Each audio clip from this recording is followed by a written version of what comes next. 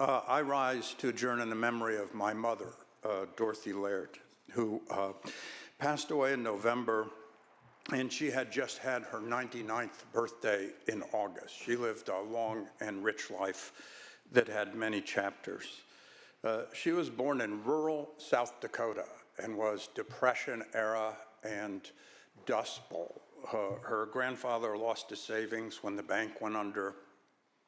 She would tell a story of her mother, when the dust clouds would roll in, how her mother would put sheets that were wet over the windows and they would see the dust materialize around the windowsill and try to keep it out of the house.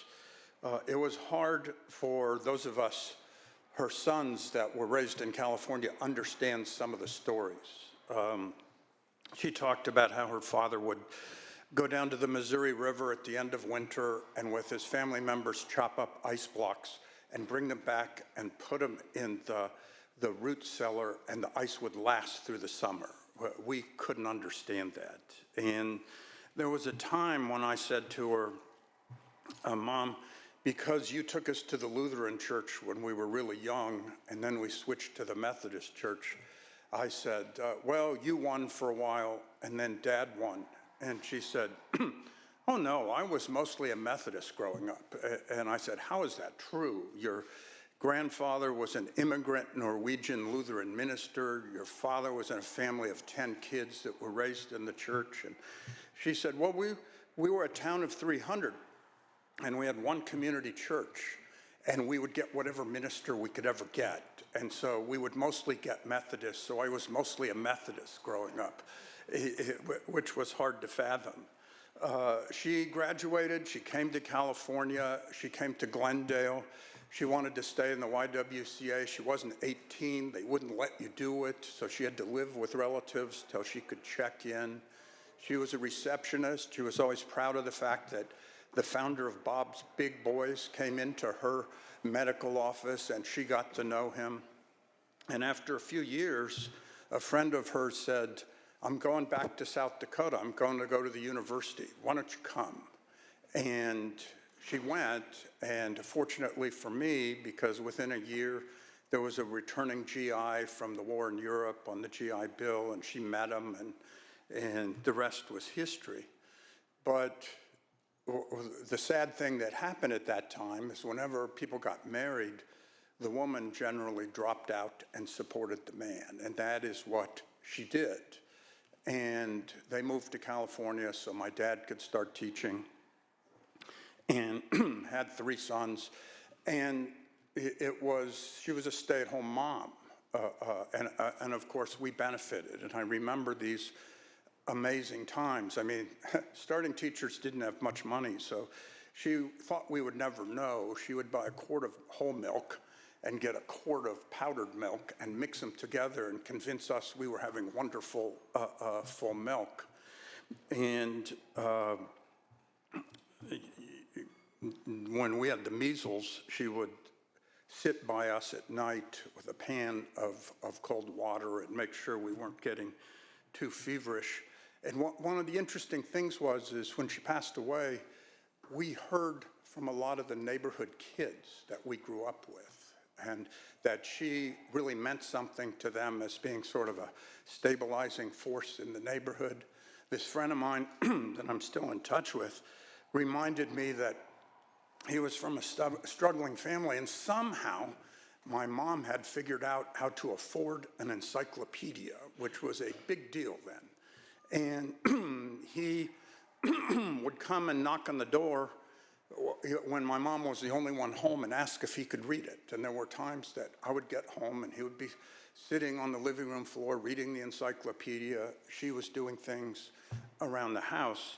And some of these friends that got in touch, one of them referred to her, and I'm sorry for you younger people for the cultural reference, as a June Cleaver without the pearls. And I think that really fit her. She had a rough time because she had 3 rather rambunctious sons, and I recall the time that I think I was in junior high school, and the daily paper had a contest where you tried to guess which of 25 college football teams would win that day.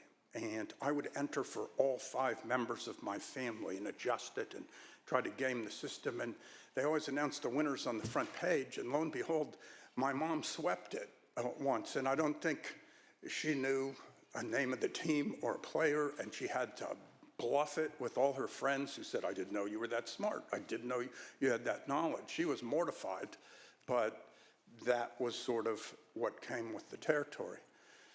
And she did PTA and went to the games and did things, but she got restless. And she worked as a teacher's aide, and then she was determined to race me through college. And she did. And then she taught. She taught kindergarten and first grade until she retired.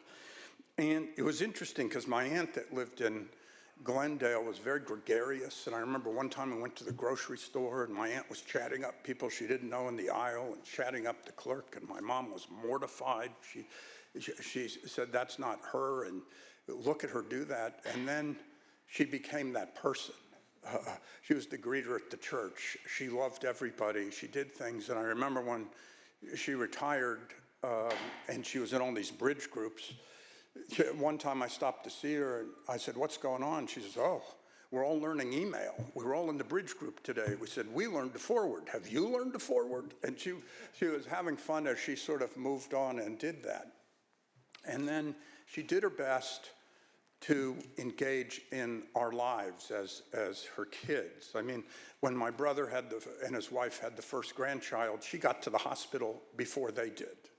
And for me, it meant trying to get involved in some way in just sort of, as I did, a public service career. And when I first ran for the city council years and years ago, she and my dad came to the kickoff, and there were a few hundred people there, and I was sort of amazed. She walked around and she introduced herself to everybody, and I sort of said, Mom, you're surprising me. And she says, oh, just like Rose and Joe Kennedy. And I always remember my dad saying, Joe Kennedy's dead, dear, and in the way that they played off of each other for many years. He would also say to me at times, oh, your mother's done a horrible thing. And I knew that generally meant he loved whatever it was. So he came to me once and he said, your mother's done a horrible thing. And what is it? Well, we were at a reception with Willie Brown, and she walked up and she said, do you know my son? And he didn't appear to, and so she said, well, you will. And my dad says, isn't that horrible? And I thought I was the only one that really thought it was horrible. When I ran for the assembly the first time, it was 30 years ago last year, it would have been a history-making event. There had not been an open LGBT person elected to the state legislature in history. And as a result, that was an issue in the election. And I had an opponent, ironically, my Democratic opponent and a progressive local elected official, that started to be pictured with his family in all the pictures, which he had not done previously in his career. And so the newspaper had a front page story on how this was a family values thing, this was because of me. And I totally forgot that my mother was subscribing to the newspaper to follow the campaign. And one day I'm in the campaign headquarters and she walks in because she lived an hour away. And I said, what are you doing here? And then I realized she had an armful of pictures of the family. And she said, where do they think you came from? And you had to love it. And then when I got to the assembly, she realized we were broadcast, that these sessions were broadcast. And so she would start to watch, and I would get emails. She would say, oh, that was a nice tie, or what a lively debate, or that person will talk on everything, from the mouth of a babe. And in those days, she was on the teacher's retirement system. And in those days, the legislature had to affirmatively put the cost of living increase in. We had to put a 2% increase in, or the teachers didn't get anything. And there was 1 year of a bad budget, and all these alerts went out, they're not gonna give us an increase. And I get this alert in the mail from her with a note written across the top saying, "Is this true?" And lo and behold, we negotiated it. We got the 2% in. I had to present the bill on the floor. And I presented the bill on the floor, and then I looked up at the camera and said, "Mom, if you're watching, this addresses your issue."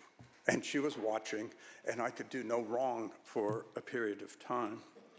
But I think the most memorable moment from that had to do with legislative voting practices. As you all know, we are not required to vote. We can so-called lay off. We can just sit in the chambers and not vote. And the San Francisco Chronicle went on a campaign against non-voting. And they particularly focused on the assembly. It was front page for a number of days. And I was one of a small group of people that just voted on everything. I just didn't do that. And so lo and behold, I'm reading the Chronicle one morning, and I get to the letters section, and there's a letter with a headline on it that says, "My son votes." And I'm thinking, what is this? And I look down, and it is signed by my mom. My mom has written a letter to the editor about legislative voting practices. And so I called her up, and I said, "Mom, did you think if you were going to publicly get in the middle of my business, you might want to give me a heads up?" And she very earnestly says, "Well, I'm a parent and I was a teacher, and you always worked to model things, and you just didn't call out the behavior that you were trying to change. You actually praised people that were modeling the behavior you were trying to do. When you vote all the time, they didn't mention you or your colleagues." And I thought, oh, hard to argue. And then that afternoon, the Sacramento Bee has a breaking news alert. And it says on the dot, because she signed the letter, Laird, and you opened it up and it said, it just repeated the letter for the Sacramento Bee circulation area in case anybody hadn't seen it already. And it was just something that afterwards I treasured. In the moment, it was a moment. And as things moved on, I was lucky. She lived between here and Sacramento. I stopped for many times to see her. In the last couple of years, it was tough as she started to fail. But she played bingo every day, and the prize for bingo was a Hershey chocolate bar. And it was always so exciting to get there and see Hershey chocolate bars on her table. I thought, oh, cognitive victory, this is great. And then I would always walk out with one, and on some days, and she said, "Here's one for John." And so I would always get these Hershey bars. Well, in the cycle of life, in what turns out to be, I think, 3 days before she passed away, my nephew and his wife visited her and let her know that she finally was going to become a great-grandmother. And she had a flash of recognition, which was a wonderful thing. So she leaves 3 sons, spouses, 3 grandchildren, many friends. And as I said at the beginning, she had a life of many chapters, and it was long and it was rich. But we will miss her every day. So I ask that we adjourn in her memory.